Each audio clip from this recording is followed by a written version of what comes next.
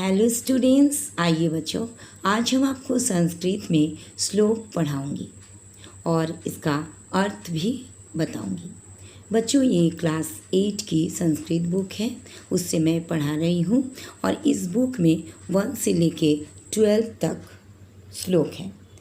लेकिन इस वीडियो में मैं आपको 5 तक का श्लोक को ही पढ़ाऊंगी, क्योंकि इतना एक साथ अगर पढ़ा दूंगी तो आपको समझ में नहीं आएगा और वीडियो भी बहुत लंबा हो जाएगा, तो फिर आपको सुनने में इंटरेस्ट नहीं लगेगा। इसलिए हम पार्ट वाइज इसको बना देंगे। तो आज का वीडियो में हम 1 से लेके 5 तक श्लोक का अर्थ बताऊंगी। तो बच्चों, ये जो पहला वाला श्लोक है ये बहुत ही सुंदर श्लोक है। हालांकि सारे श्लोक बहुत ही शिक्षाप्रद है, समझने का है। तो बच्चों, ये पहला वाला श्लोक हम डिटेल्स में पूरा बताऊंगी, उसको आप कॉपी में नोट नहीं करोगे, उसको अच्छा से ध्यानपूर्वक आपको सुनना है और समझना है। और जब कॉपी में नोट करने होगा तब मैं बता दूंगी कि आप यहाँ से नोट कीजिए, क्योंकि एग्ज़ाम में जब आएगा तो आपको श्लोक का अर्थ इतना बड़ा लिखने का कोई ज़रूरत नहीं, इसलिए उसका हम शॉर्ट कर देंगे, तब आप उसको लिखिएगा। तो मैं अभी पढ़ाती हूँ और जब आपको नोट करना है तब हम आपको बता देंगे। तो चलिए हम पहला श्लोक आपको पढ़ के सुनाते हैं और डिटेल्स में इसका अर्थ को बताते हैं।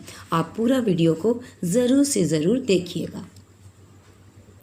तो बच्चों, पहला श्लोक को देखिए।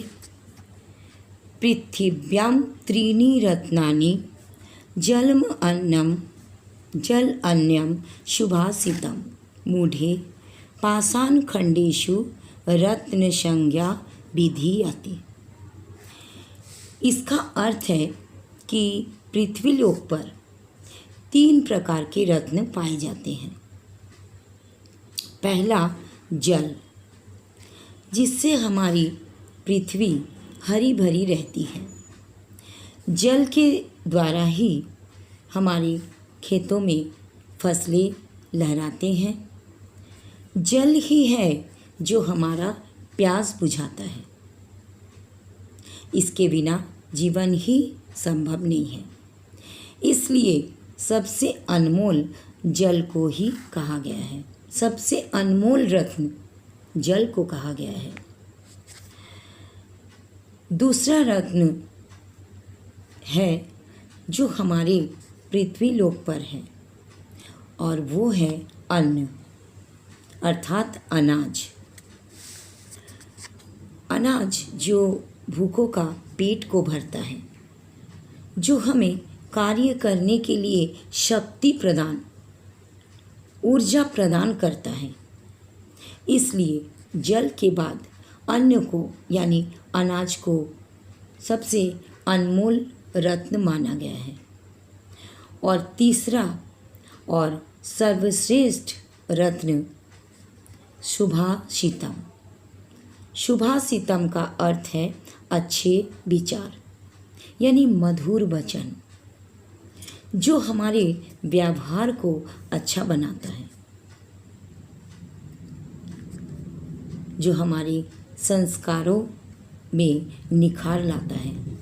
अच्छे विचारों के द्वारा ही हम अपने दुश्मन को भी मित्र बना सकते हैं। इसलिए इस पृथ्वी पर 3 प्रकार के रत्न को अनमोल माना गया है: जल, अनाज और अच्छे विचार। परंतु कुछ मूर्खों लोगों के द्वारा पत्थर के टुकड़ों को ही रत्न की संज्ञा मान ली जाती है।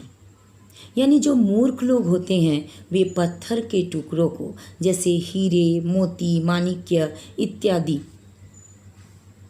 इन पत्थर के टुकड़ों को क्या मान लेते हैं?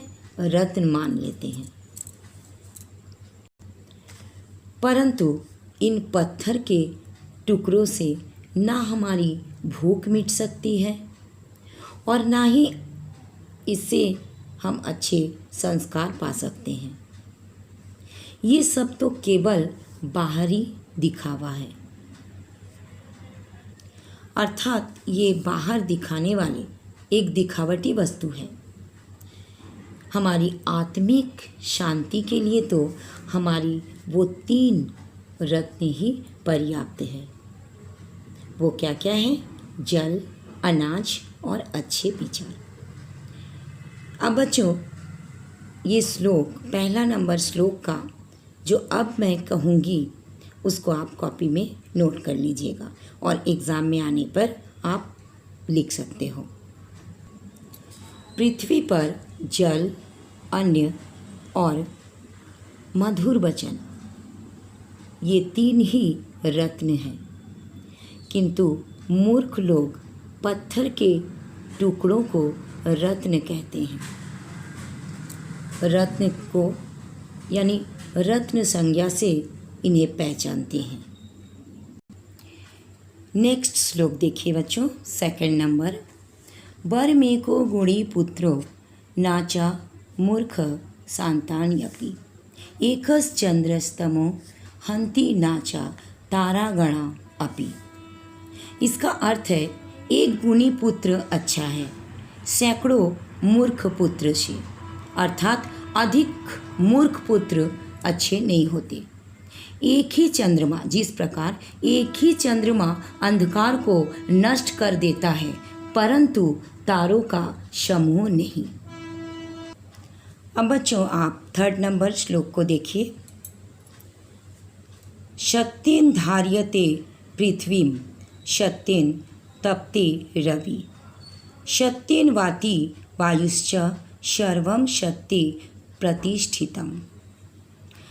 इसका अर्थ है, पृथ्वी सत्य के द्वारा ही धारण की जाती है, सूर्य सत्य के द्वारा तपता है और वायु भी सत्य के द्वारा ही बहती है।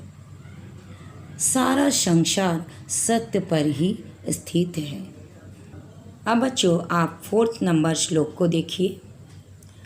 चक्षुषा मनसा वाचा कर्मणा च चतुर्विधम प्रसादयति यो लोकम तम लोको तु प्रसीदति।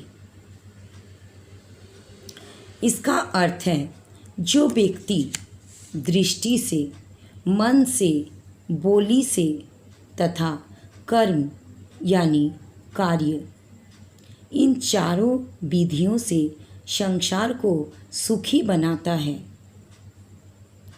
अंततः वो भी सुखी होता है। अब बच्चों फिफ्थ नंबर श्लोक को देखिए, ये लास्ट श्लोक मैं पढ़ाऊंगी। दाने तपसी शौर्ये च विज्ञाने विनये नये विस्मयो नाही कर्तव्यो बहुरत्ना वसुंधरा।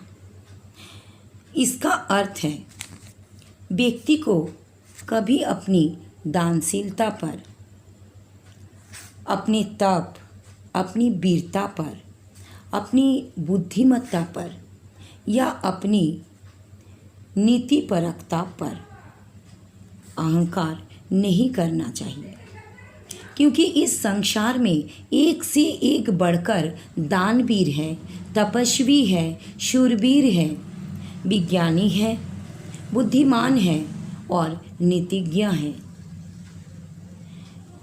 ऐसे रत्नों से ये संसार भरा पड़ा है।